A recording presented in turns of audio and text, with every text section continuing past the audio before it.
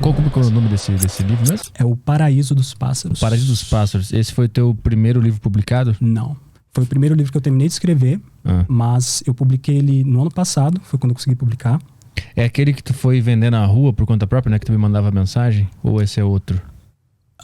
Não. O que eu fui vender na rua por conta própria é A Mulher de Olhos Arregalados. Isso, é esse aí. Né, isso foi em 2020 que eu publiquei, durante a pandemia. Porque foi uma loucura, assim. Em 2019, eu trabalhava numa escola de idiomas, né? Aí eu não tava aguentando mais. Eu não aguento mais esse lugar, cara. Sabe quando você chega assim, cara, não aguento mais isso. Né?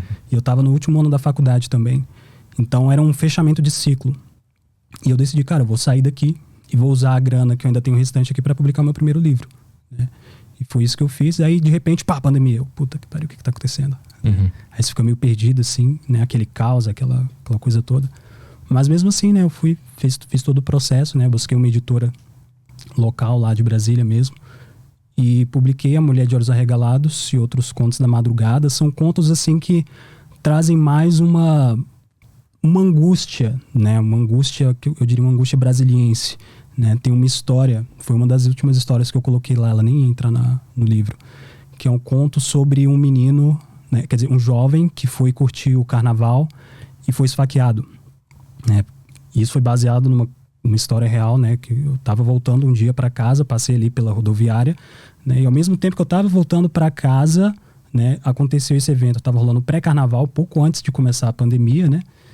E eu vi no noticiário depois que esse jovem foi esfaqueado. Mas tu presenciou? Não. A briga? Tá. Eu só tava na rodoviária, tava aquela confusão, fica cheio de gente, né? Geralmente quando rola carnaval lá, fica cheio de gente ali no centro. E eu, né, mente de escritor, observando tudo. Né? Observando. Cheguei em casa, aí eu vejo essa notícia, eu, caraca, cara, tipo, o cara foi lá pra curtir o carnaval e tá morto, sacou? Isso me tocou muito. Eu vou escrever sobre isso, né? E é muito forte, assim, porque eu sinto as coisas muito fortes, sabe? Me emociona às vezes, porque e é por isso que eu escrevo, né? Porque eu não consigo segurar, eu vou lá, tenho que colocar aquilo no papel, fazer alguma coisa com aquilo, né? Porque a lógica dessa história é o seguinte, eu não vou contar, né, pra não dar spoilers, mas carnaval passa, todo mundo, né, pula, se diverte e tudo mais, mas todo mundo acaba esquecendo do jovem que foi esfaqueado, né? Os canivetes vão se acumulando pela capital, aquela coisa. Então tem um lado sombrio da festa, né? É que nem, por exemplo, sei lá, se você observar em filmes de terror, é muito comum você ter o ambiente, por exemplo, de um parque de diversões, mas tem algo de sombrio nesse parque de diversões, né? Então todo lugar que tem muita felicidade, que tem muita festa, tem também um aspecto sombrio, né? Proporcional, né? Isso. E eu tentei explorar isso no livro, né? Então, assim, se você olha o título, A Mulher de Olhos Arregalados, você já pensa que é um puta livro de terror, aquela coisa, mas é mais sobre angústia, né? Inclusive, o primeiro conto, né, chamado A Dor de Perdoar, ele é uma descrição, basicamente, do que é ter um ataque de pânico, né? Foi algo que aconteceu comigo, né? Eu nunca soube o que era, não sabia o que era ansiedade até ter ansiedade, até apresentar sintomas físicos e tal, até sair correndo pro hospital porque meu coração tava batendo muito forte, eu achava que ia ter um ataque cardíaco, sacou? E aquilo pra mim foi como nascer de novo, né? Porque eu percebi, cara, tem uma coisa muito obscura dentro de mim com a qual eu preciso lidar e eu preciso matar essa coisa pra eu conseguir renascer, né? E eu acho que é isso, né? Eu vejo que, assim, eu acredito que todo mundo vive de acordo com uma narrativa, né? Você tem a gente vê o mundo através de histórias, né?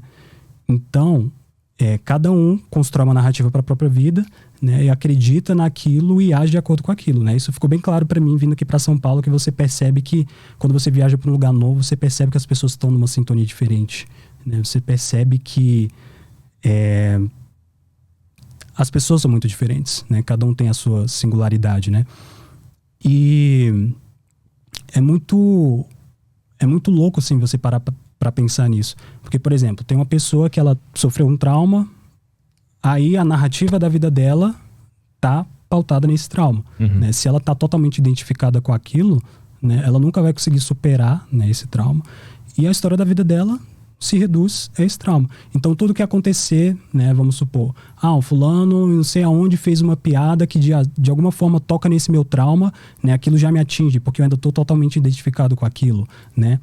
Uma pessoa que foi traída por uma mulher, ele vive a narrativa de que as mulheres são traidoras e tal, e tem que tomar cuidado com mulher, não sei o quê. Essa é a narrativa da vida do cara, né? Então, cada um vive de acordo com uma narrativa, né? Então, assim, quando você toma consciência disso, você percebe que, cara, eu posso construir a narrativa que eu quiser para minha vida. Eu não preciso ser escravo de uma ideologia, não preciso ser escravo, né, de uma religião, ou, né, seja lá o que for. Na verdade, ideologias também são religiões, só que de uma forma mais deformada, né? Eu não preciso ser escravo de uma narrativa de vida de outra pessoa, né, ou de uma ideia que está aqui me dominando. Eu posso criar minha própria narrativa.